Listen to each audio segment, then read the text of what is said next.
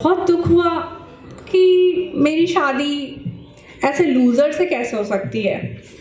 अब 5 मिनट पहले ही तो जंग शुरू करी थी और ये दुम दबा के भाग गया। एंड समहाउ इज थिंकिंग कि वो मुझे पनिश कर रहा है। मतलब मैं जो इतने साल से कलेश कर रही थी उस एफर्ट की कोई वैल्यू नहीं हो रही है।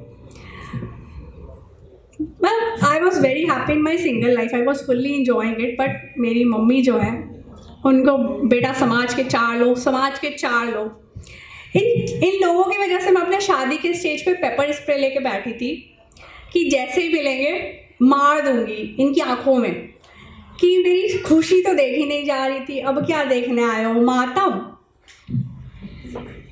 और शादी की मतलब कई दिन तक तो मतलब मुझे अकेले सिंगल रहने की इतनी आदत हो गई थी कि शादी के कई दिन तक तो जो मैं सुबह उठती थी तो अपनी पति की शक्ल देख के सोचती थी लगता है रात में फिर नशा ज़्यादा हो गया। खैर मेरी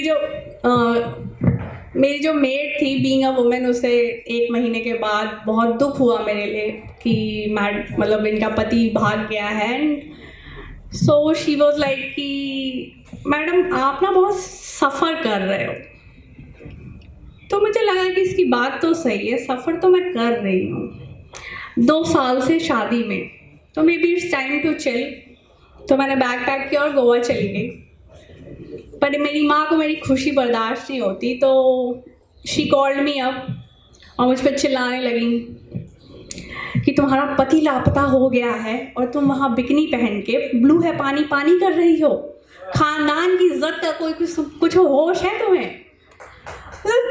सारा मतलब मेरे सिवा इनके खानदान से साला कोई यूपी से बाहर नहीं निकला। और पता नहीं गोवा में कौन रिश्तेदार मुझे देख लेगा कि देखो ओझा जी की लड़की वहाँ देखो बिकनी पहन के नाच रही है।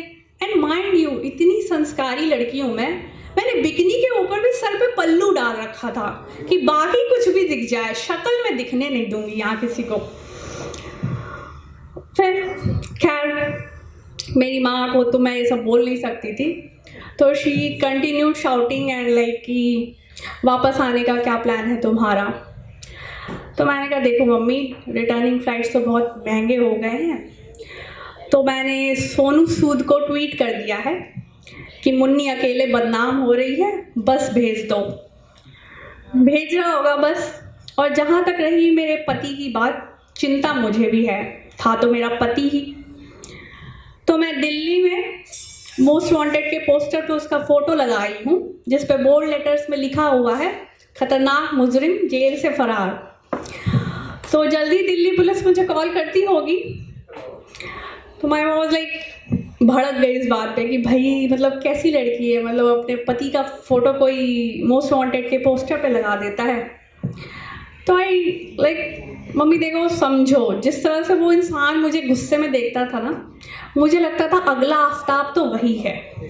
किसी दिन मैं टुकड़े टुकड़े करके ना काट देता और पता नहीं कहाँ डाल देता, तो मैं मिलती भी नहीं। मैं इस तरह से तो कम से कम मैं बच गई। खैर अभी भी वो लापता है। एंड अगर आप लोग को कोई खबर मिले तो you can contact Delhi police, क्योंकि मुझे तो कोई इंटरेस्ट नहीं।